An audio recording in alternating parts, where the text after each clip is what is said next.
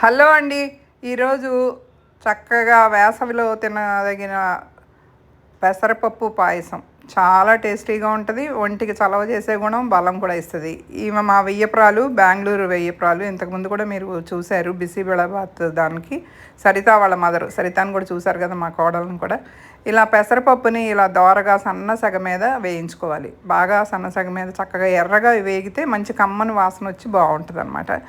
మీకు చూడండి ఇలా కొంచెం టైం పట్టినా కొంచెం సన్న సగ పెట్టుకుని మీడియం సగం మీద వేయించుకోండి. చక్కగా పప్పును కడిగేసి ఎసరు కాగనిచ్చిన తర్వాత నీళ్ళల్లో వేసేసుకోండి. సుమారుగా పోసేసుకోండి. ఒక గ్లాసు పెసరపప్పుకి హాఫ్ గ్లాసు సగ్గుబియ్యం వేసుకోండి. సగ్గుబియ్యం మాత్రం ఒక గంట నానబెట్టాము. ఎందుకంటే చక్కగా ఉడికి చక్కగా అవుతుంది, బాగుంటుందని చెప్పేసి ఇలా మొత్తం అన్నీ వేసేసి పెసరపప్పు ఉడుకుతుంది, సగ్గుబియ్యం ఉడుకుతుంది. చాలా చిక్కపడుతుందండి. మీరు కావాలంటే మధ్యలో నీళ్లు పోసుకోవాలి అంటే వేడి నీళ్ళు మాత్రమే కాచి పోసుకోండి. పెసరపప్పు చెక్కబడే గుణం ఉంది, అలాగే సగ్గుబియ్యం కూడా చెక్కబడే గుణం ఉంది. ఇలా సగపడి ఉడుకుతూ ఉన్నప్పుడు ఆల్మోస్ట్ ఉడికిపోయే టైంలో ఇలా గసగసాలు, కొబ్బరిని, పాలు తీసుకోండి.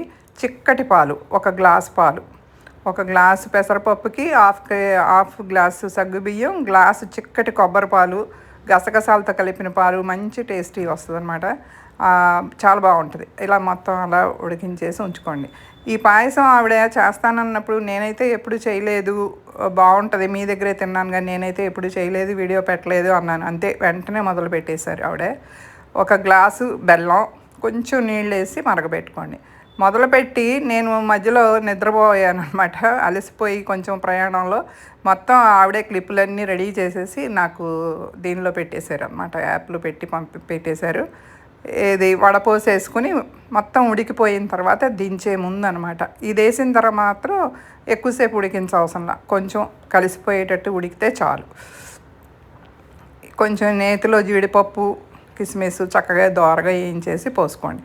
ఇది ఎందుకు చెప్తున్నానంటే, ఇంత చక్కగా వీడియోలు చేసి నాకు రెడీగా ఉంచారు మా వేపరాలు. ఇలాంటి వేపరాలు కూడా ఉంటారా అనిపించింది. ఆమె కూడా యూట్యూబరే. సుశీల గార్డెన్స్ కిచెన్ అని ఉంటుంది అనమాట. ఎక్కువ కన్నడలో ఉంటుంది వాళ్ళదంతా అనమాట. కానీ బాగుంటాయి వంటలు, బాగుంటాయి. గార్డెన్ కూడా చాలా బాగుంటుంది, టెర్రస్ గార్డెన్ కూడా. అందుకే నాకు హ్యాపీగా ఆవిడ అన్నీ చేసేసి ఇచ్చేసారు. నేనైతే ఎడిటింగ్ చేసుకుని వాయిస్ ఎడిట్ చేసి పెట్టుకుంటున్నా. మంచి ఐటెం అండి, చాలా టేస్టీగా ఉంటుంది. చక్కగా వేసవిలో తినవచ్చు, చల్లదనం. తర్వాత మంచి బలవర్ధకమైన ఆహారం కూడా, ఎందుకంటే పెసరపప్పు చాలా బలంగా ఉంటుంది. కొబ్బరి పాలు, తర్వాత యాలకుపొడి వేస్తున్నాం.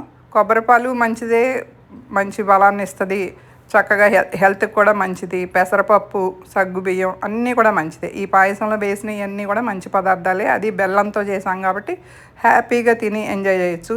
మీరు కూడా నచ్చితే కనుక ఒక్క లైక్ చేయండి. లైక్ చేయటం వలన మీకేం పెద్ద నష్టం ఉండదు కదా అని నేను అనుకుంటున్నాను. మీ టైం కూడా వేస్ట్ అవ్వదు. ఒక లైక్ చేయండి. చూసారుగా ఎంత బాగుందో, అసలు చూస్తుంటేనే బాగుంది కదా. అలాగే తినేటప్పుడు కూడా చాలా ఎంజాయ్ చేస్తా తినొచ్చండి. నేనైతే ఈ వీడియోకి అస్సలు కష్టపడలేదు. మా వెయ్యప్రాలు చక్కగా చేసేసి హ్యాపీగా నాకు వీడియో పెట్టేశారు. నాకు భలే హ్యాపీగా ఉంది.